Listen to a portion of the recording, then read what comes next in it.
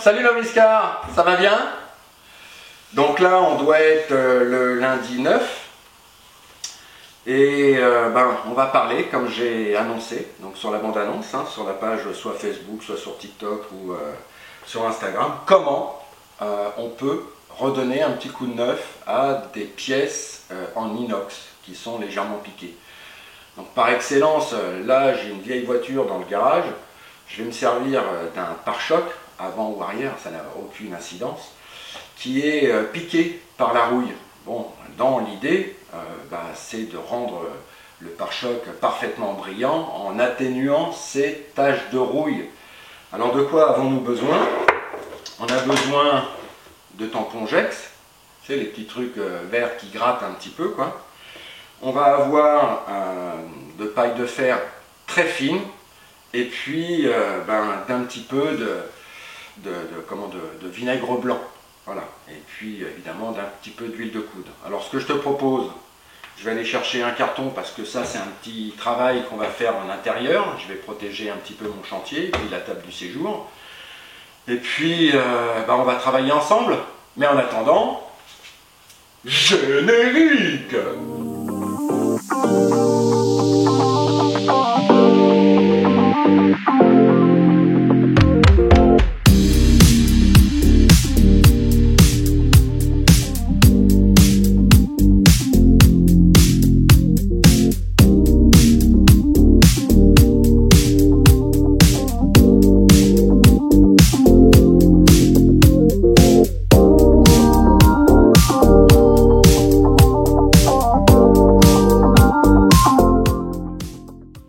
Le chantier est protégé.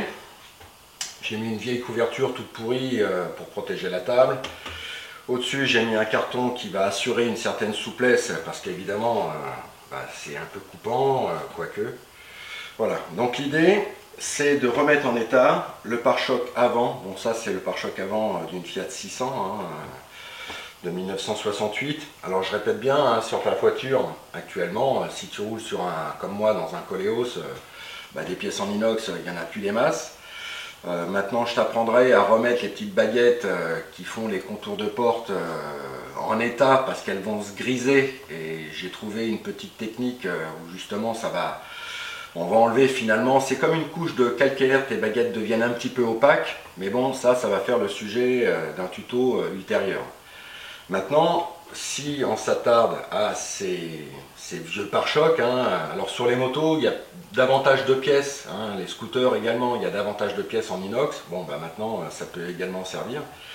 Donc l'idée, simplement, c'est avec du vinaigre blanc, que tu trouves dans n'importe quel supermarché, c'est de mettre un petit peu de vinaigre blanc sur ton tampon Jex et de voir déjà dans un premier temps, sans appuyer, la réaction qu'il peut y avoir entre la partie que tu es en train de traiter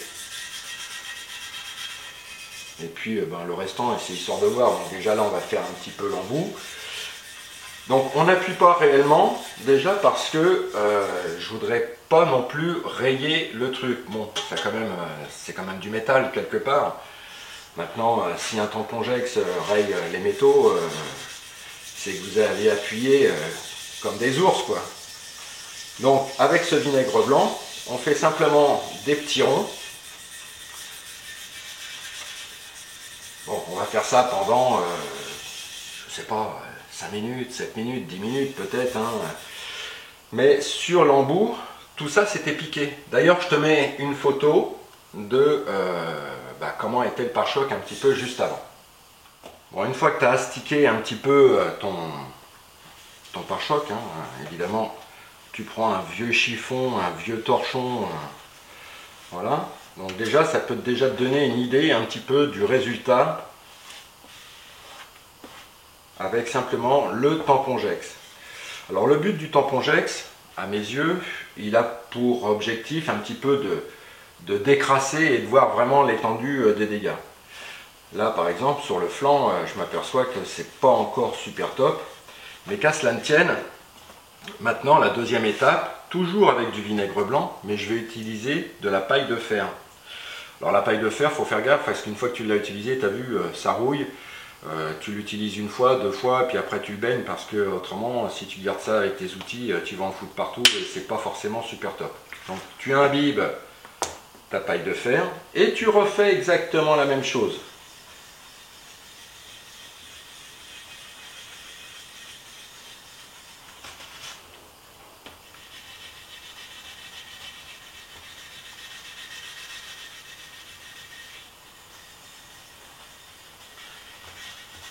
Alors t'appuies pas trop.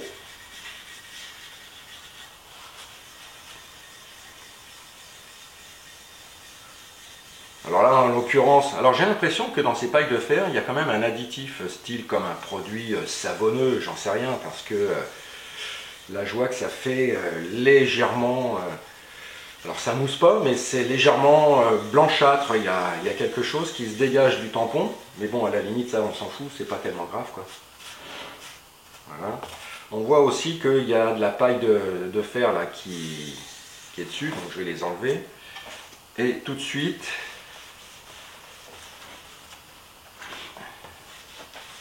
je vais essuyer avec un vieux chiffon. Hein.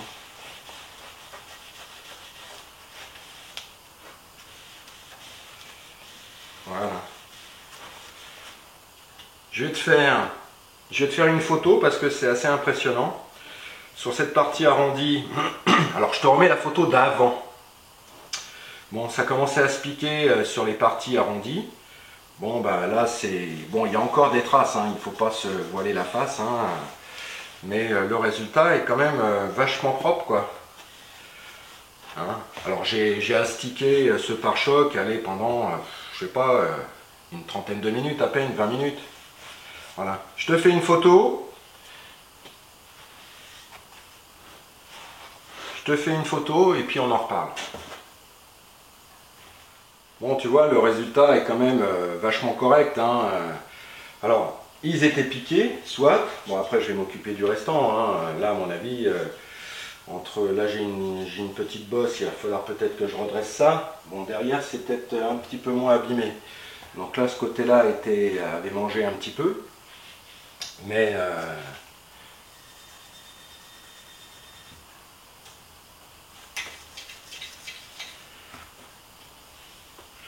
Mais globalement, tu vois, pour une vieille voiture qui est de 68, bon, allez, pour moi, ça fera la rue Michel, hein, ça ira très très bien, quoi.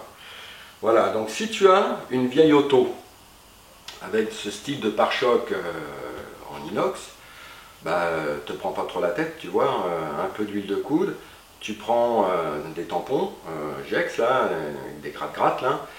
Ça pour la première passe. La deuxième, bah, tu prends de la paille de fer avec du vinaigre blanc et bah, visiblement, tu vois, le résultat est quand même vachement bien, quoi.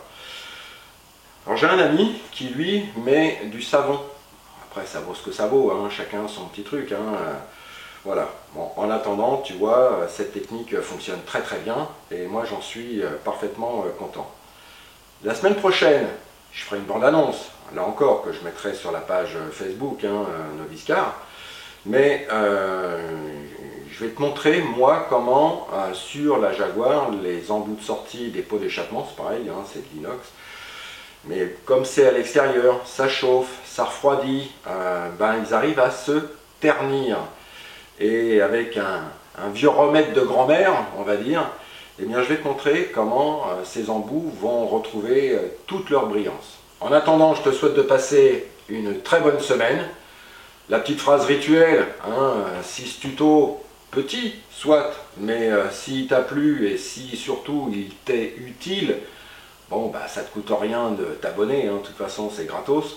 Hein, et puis, bah, t'en parles à tes potes pour leur donner quand même des petites combines, parce que je rappelle que Noviscar, c'est, alors ça ne s'adresse pas aux professionnels, ça ne s'adresse pas aux gens qui ont une super technique en mécanique ou une très grande connaissance.